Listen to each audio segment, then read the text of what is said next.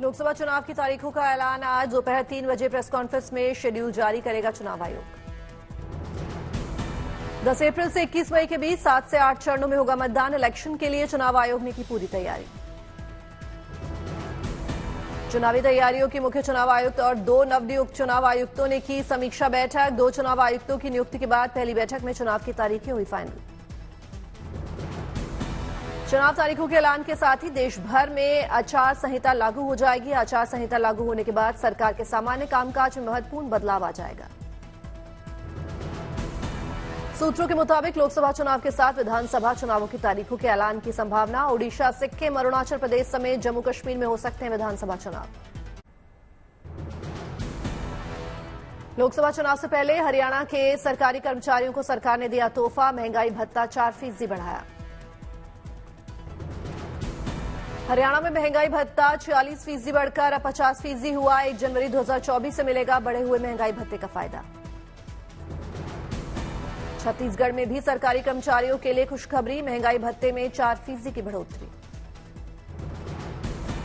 छत्तीसगढ़ के करीब 5 लाख कर्मचारियों और पेंशनर को होगा फायदा। 1 मार्च 2024 से मिलेगा बढ़े हुए महंगाई भत्ते का लाभ। एमपी सरकार ने भी बढ़ाया 4% महंगाई भत्ता। 46% हुआ डीए। करीब 7.5 लाख कर्मचारियों को फायदा। 1 जुलाई से 2023 से मिलेगा बढ़े हुए महंगाई भत्ते का फायदा। लोकसभा चुनाव से पहले बिहार के सरकारी कर्मचारियों को होली का गिफ्ट। बिहार सरकार ने महंगाई से राहत देते हुए 4% डीए में इजाफा। 46 से 50% हुआ डीए। आम चुनाव की तारीखों के ऐलान से पहले केंद्र का बड़ा फैसला। बड़ी संख्या में केंद्रीय मंत्रालयों में संयुक्त सचिवों की नियुक्ति। लोकसभा चुनाव की तैयारियों को लेकर झारखंड के डीजीपी ने की समीक्षा बैठक। राज्य में सभी चेकपोस्ट को एक्टिव करने, अवैध हथियार, अवैध शराब अपराधियों पर अंकुश लगाने के दिए निर्देश। आम चुनाव से पहले जम्मू कश्मीर के अनुसूचित जनजाति समुदाय के लिए गुड न्यूज। प्रशासनिक परिषद की बैठक में एसटी के लिए अलग से 10% कोटे को दी मंजूरी। लोकसभा चुनाव और ओडिशा चुनाव की सुरक्षा पर बोली सीआरपीएफ आईजी अर्चना शिवहरे। कहा राज्य में अर्धसैनिक बलों की 75 कंपनियां, सीआरपीएफ की 35 कंपनियां, बीएसएफ की 25 कंपनियां और सीआईएसएफ की 5 कंपनियां तैनात। जेकेएनसी के उपाध्यक्ष अमर अब्दुल्ला ने कहा हमें चुनाव आयोग से नहीं कोई उम्मीद। लोकतंत्र को लाने के लिए अपने मिशन में ईसी को निभानी चाहिए अपनी भूमिका। आम चुनाव की तारीखों के ऐलान को लेकर बोले यूपी कांग्रेस प्रमुख अजय राय। कहा यूपी में चुनाव को लेकर पूरी पार्टी तैयार। जीतेगा इंडिया गठबंधन। लोकसभा चुनाव की तारीखों को लेकर बोले टीएमसी नेता कुणाल घोष। कहा हम चाहते हैं कि चुनाव एक चरण में हो, एक से अधिक फेज के चुनाव की जरूरत नहीं। आम चुनाव की तारीखों के ऐलान को लेकर बोले कांग्रेस नेता पवन खेड़ा। कहा बीजेपी ने चुनावी बॉन्ड के नाम पर की हजारों करोड़ों की लूट। पीएम के मुंह से कैप्शन करप्शन की बात सुन आती है हंसी। दिल्ली सरकार में मंत्री सौरभ भारद्वाज ने बीजेपी को घेरा। कहा चुनावी बॉन्ड ने बीजेपी को किया बेपर्दा। इस चुनाव में चुनावी बॉन्ड से होने वाला है बड़ा असर। प्रधानमंत्री नरेंद्र मोदी के दक्षिण भारत दौरे का दूसरा दिन। तेलंगाना और कर्नाटक में पीएम मोदी की रैलियां और जनसभाएं। कांग्रेस अध्यक्ष मल्लिकार्जुन खड़गे के गढ़ में गरजेंगे पीएम मोदी। कलबुर्गी से बीजेपी के लिए पीएम शुरू करेंगे चुनावी अभियान की शुरुआत।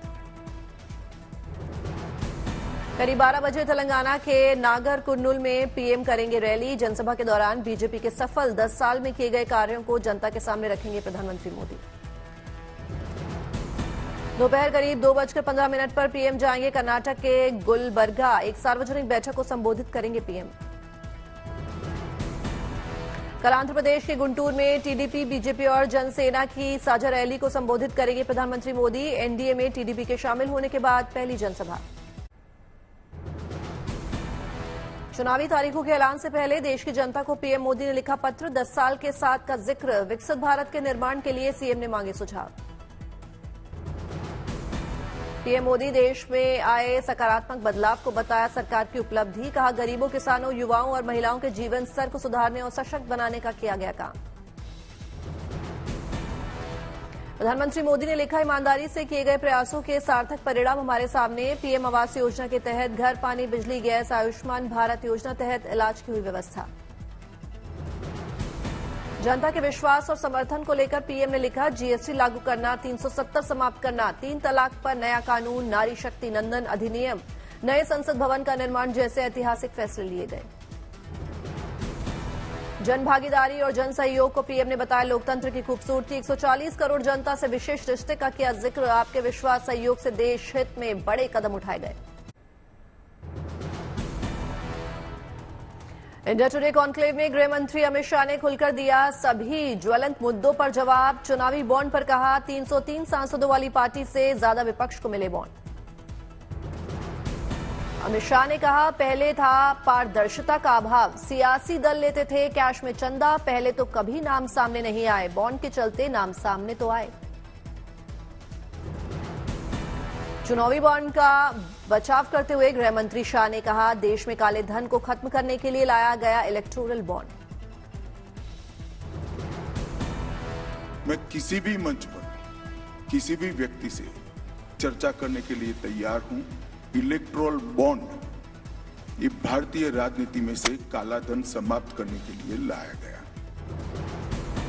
अमित शाह ने कहा, इलेक्टोरल बॉन्ड का पैसा काला धन नहीं है, ये कंपनियों के बैलेंस शीट में रिफ्लेक्ट होता है।